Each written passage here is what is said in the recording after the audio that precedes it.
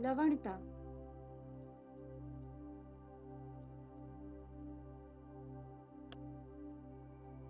इस video lecture के दौरान हम निम्नलिखित बिंदुओं पर चर्चा करेंगे। सागरीय जल में घुले लवण प्रधान ठोस पदार्थों की मात्रा को सागरीय जल की लवणता कहते हैं।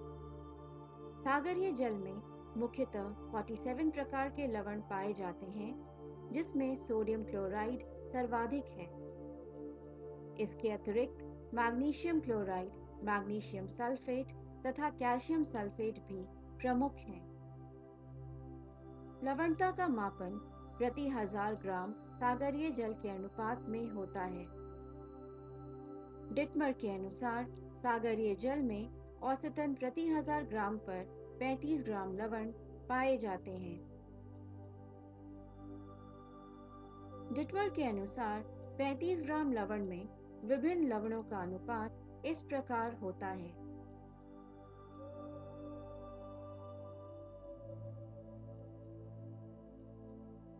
विभिन्न महासागरों में लवणता के क्षैतिज और लंबवत वितरण में विषमता पाई जाती है।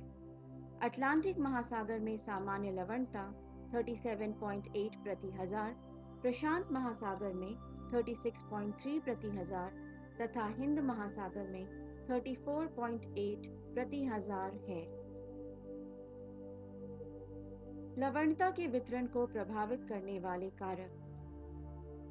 सागरीय जल की लवणता के क्षैतिज वितरण में पाई जाने वाली विषमता के लिए निम्नलिखित भौगोलिक कारण उत्तरदायी हैं।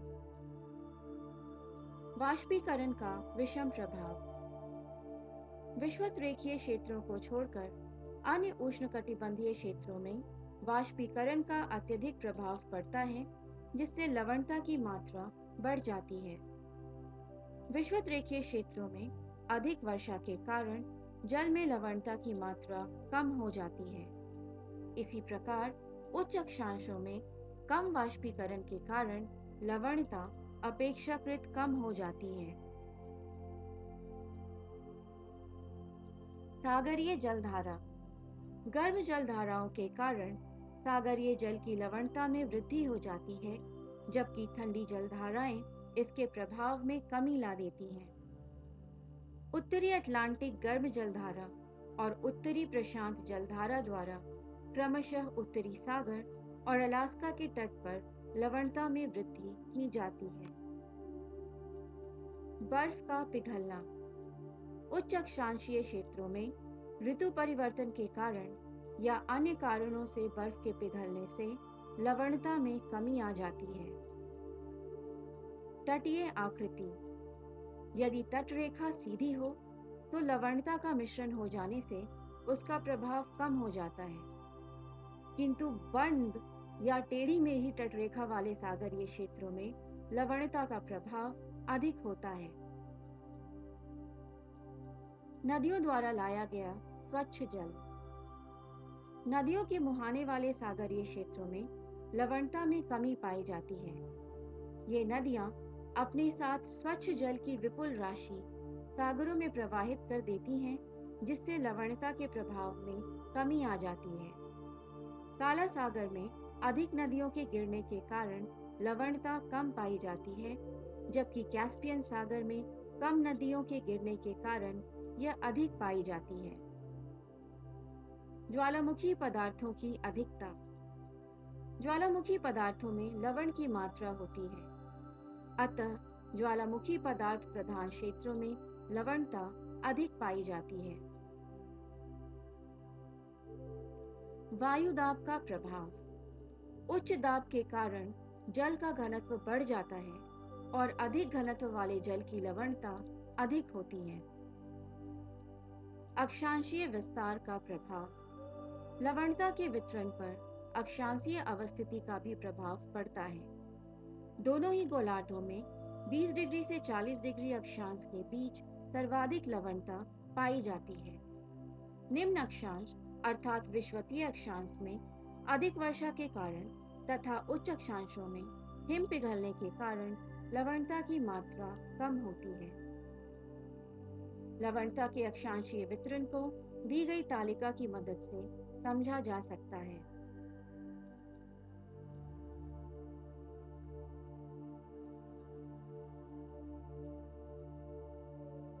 आइसोहेलाइन जलीय तंत्र के अंतर्गत समान लवणता वाले स्थानों को मिलाने वाली काल्पनिक रेखा आइसोहेलाइन कहलाती है।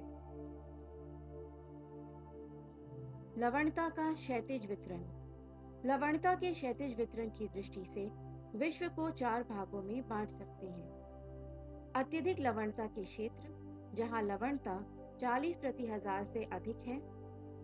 उच्च लवणता के क्षेत्र, जहां यह 30 से 40 प्रति हजार के बीच है। निम्न लवणता के क्षेत्र, जहां लवणता 20 से 30 प्रति हजार के मध्य रिकॉर्ड की गई है।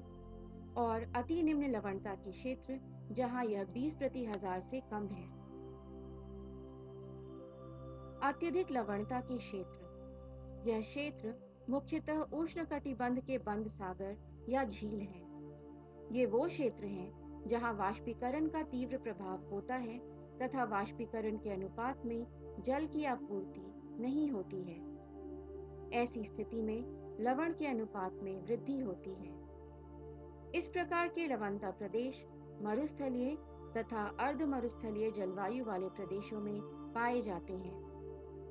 टर्की के वॉन झील में सर्वाधिक लवणता पाई जाती है।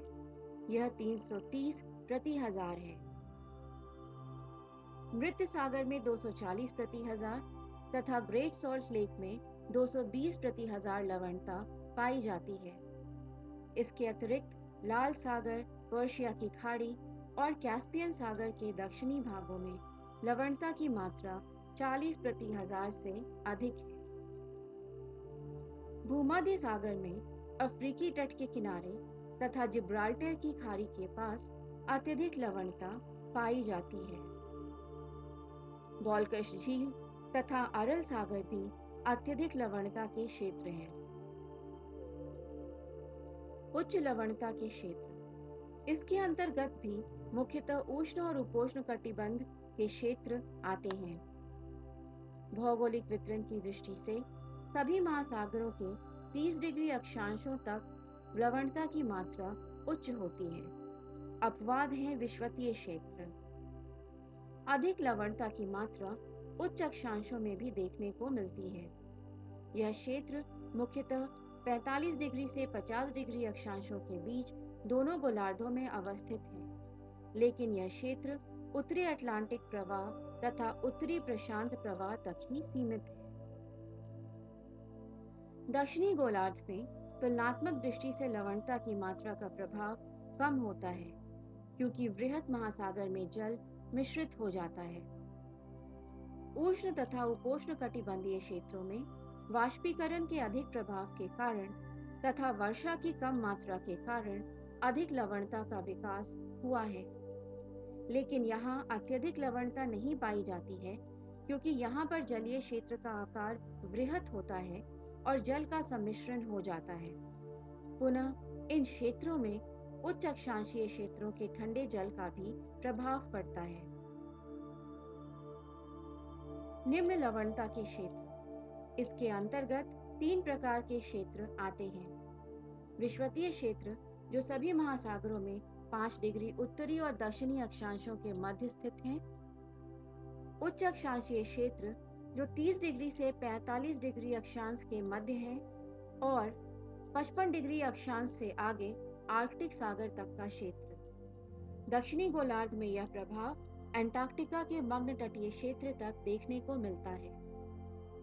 विषुवतीय क्षेत्र में ऊपर वर्णित अन्य दोनों अक्षांशीय क्षेत्रों की तुलना में अधिक लवणता होती है, लेकिन आसपास के उष्ण अक्षांशीय क्षेत्रों की तुलना में यह कम होती है।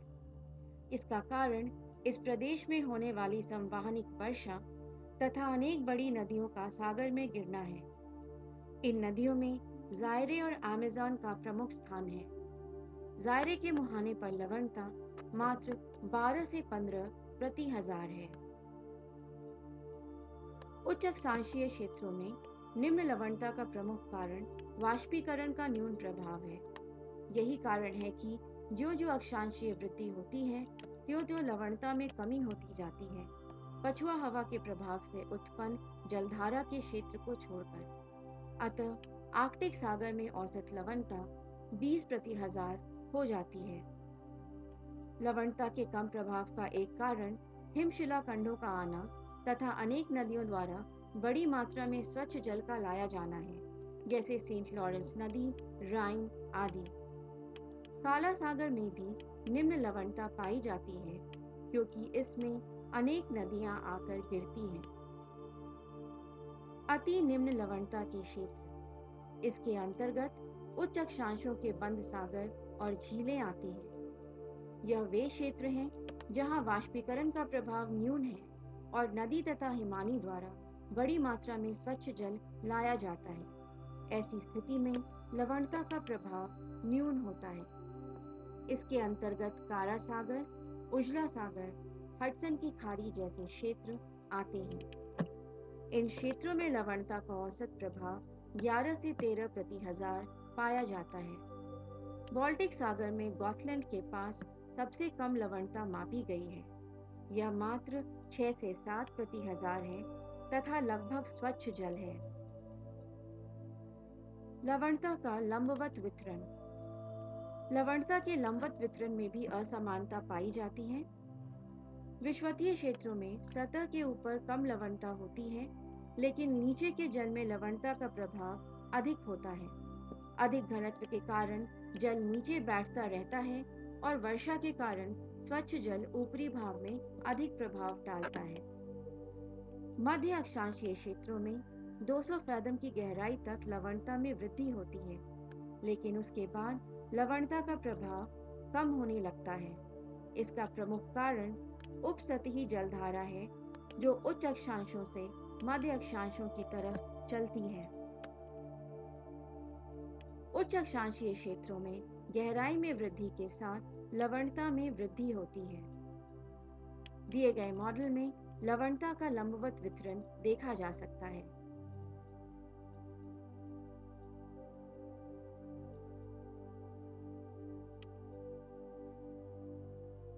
हेलोक्लाइन। हेलोक्लाइन 300 मीटर से 1000 मीटर की गहराई के बीच महासागरों के ऊर्ध्वाधर खंड में वह क्षेत्र है जहां लवणता में तीव्र गति से परिवर्तन होता है।